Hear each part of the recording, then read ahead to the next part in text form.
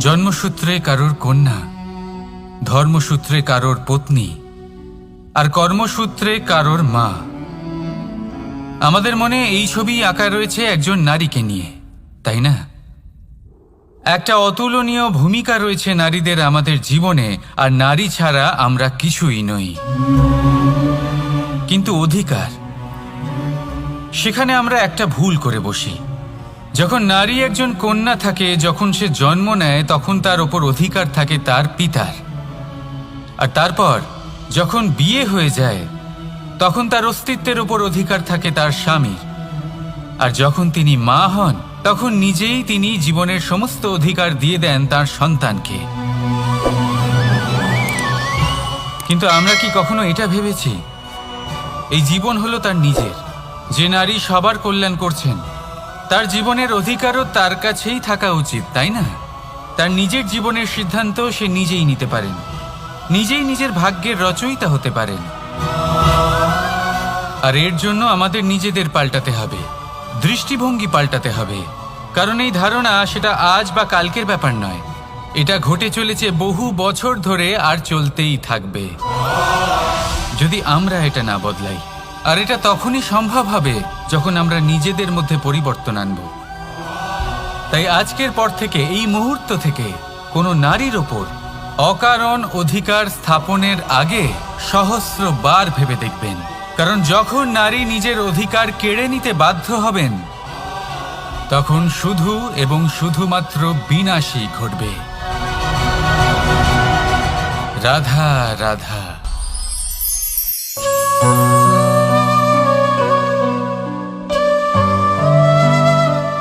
নারী, পুরুষরা যাকে নাম দিয়েছেন ত্রিয়া, কেন দিয়েছেন, কে দিয়েছেন, কেউ তা জানে না। কথায় আছে, পুরুষরা ভাবেন যে ত্রিয়া, ভাবেন একরকম, বলেন অন্য কিছু, আর করেন অন্য কিছুই। কিন্তু সত্যিটা কি এটাই? আসল সত্যি হলো এটাই যে ত্রিয়া হলো সেই চরিত্রহীন পুরুষ, আর কেউ নয়। সেই পুরুষ যারা নারীকে বলেন যে আপনি হলেন মা, আপনি হলেন দেবী, আপনি হলেন বোন। আর ভাবেন কি? ভাবেন যে এই নারী হলো আমাদের পায়ের ধুলো, আর কিচ্ছু নয়। আর কি করেন? ওনাদের মাথায়, ওনাদের খোপায় মালা পরিয়ে দিয়ে ভাবেন যে ওনারা হলেন তাদের পায়ের ধুলোর সমান। একজন নারীর সম্মান ভঙ্গ করেন, তাদের দাসী মনে করেন। ভুলবেন না, যত্র নারীয়াস্ত পূজ্যন্তে রমন্তে তত্র দেবতা। অর্থাৎ যেখানে নারীকে পুজো করা হয়, সেখানে ঈশ্বর বাস করেন। আর যেখানে নারীকে অপমান করা হয়, সেখানে ঈশ্বর এবং ভাগ্য এই দুই রুষ্ট হয়। মনে রাখবেন, যদি নারী কল্যাণকারী হতে পারেন, তাহলে নারী মহাচণ্ডী রূপও ধারণ করতে পারেন। যদি একজন নারী মাতা হয়ে জন্মদান করতে পারেন, তাহলে নারী মৃত্যু হয়ে বিনাশও করতে পারেন।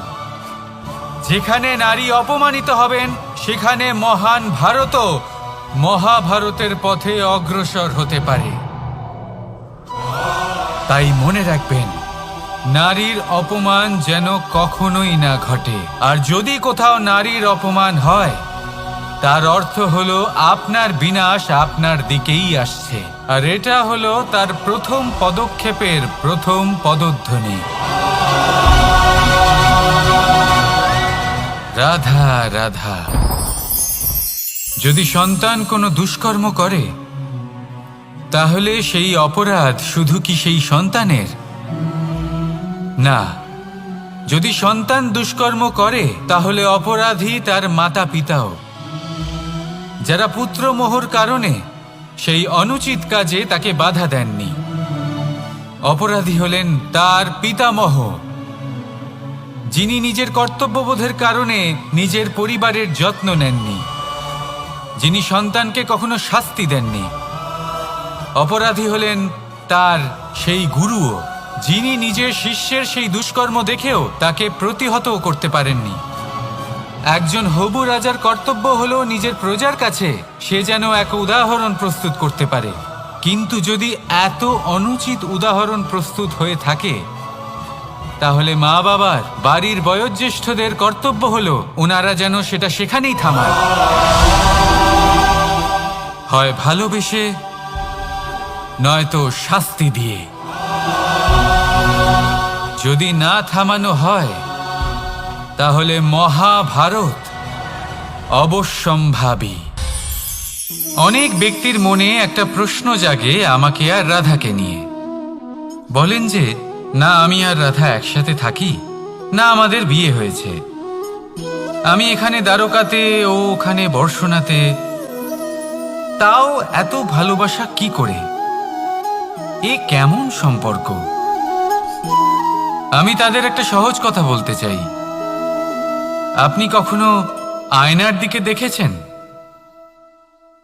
নিজের দুই চোখের দিকে তাকিয়ে জিজ্ঞাসা করুন, এই দুই চোখ একসাথে কেন বন্ধ হয়, একসাথে কেন খোলে, একসাথে কেন ঘুমোয়, একসাথে কেন কাঁদে? আজীবন কোনো এক মানুষের সাথে সম্পর্ক রাখা অবশ্যই সম্ভব, তাদের সাথে দেখা না করে। আমার আর রাধার ভালোবাসাও কিছুটা এরকমই, আর কিছুটা এরকমই হয় ভালোবাসা দুই নয়নের মতো, যারা কখনোই মিলিত হবে না, কিন্তু চিরকালের জন্য একসাথে জুড়ে থাকবে। এই অনুভূতি নিঃস্বার্থ হয়, আর এই নিঃস্বার্থ ভালোবাসা আপনাকে আনন্দের পথে অগ্রসর করে। জীবনে সবসময় নিঃস্বার্থভাবে ভালোবাসুন, শুধুমাত্র আনন্দই পাবেন। তাহলে আসুন আমার সাথে নিঃস্বার্থভাবে ভালোবেসে বলুন, রাধা রাধা। মানুষ, কোনো ব্যক্তির নির্মাণ হয় কিভাবে?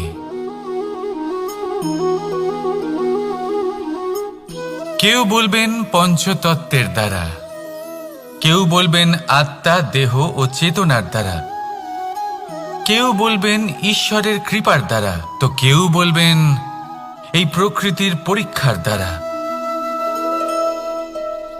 না, মানুষের নির্মাণ হয়ে থাকে বিশ্বাস দ্বারা। ব্যক্তি তখনই গড়ে ওঠেন যখন ব্যক্তিত্ব থাকে, ঠিক কিনা? আর ব্যক্তিত্ব তখনই হবে, আর সেরকমই হবে যেরকম বিশ্বাস আপনি নিজের উপরে রাখবেন। যদি আপনি মনে করেন আপনি বিষের ন্যায় হবেন, তাহলে আপনি বিষাক্তই হবেন। যদি আপনি এটা মনে করেন যে আপনি অমৃতের ন্যায় হবেন, তাহলে আপনি অমরই হয়ে যাবেন। যদি আপনি নিজের উপরে বিশ্বাস রাখেন যে আপনি সংসারের সব থেকে উঁচু পর্বতের শিখরে পৌঁছতে পারবেন, তাহলে আপনি অবশ্যই পৌঁছবেন। যদি আপনার এরকম মনে হয় যে আপনি এরকম কখনো করতে পারবেন না,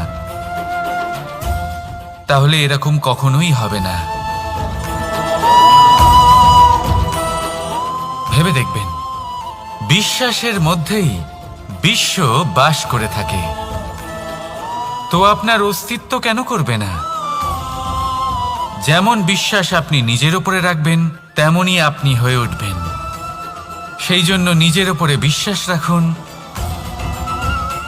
আর হ্যাঁ, ভালোবেসে বলুন, রাধা রাধা।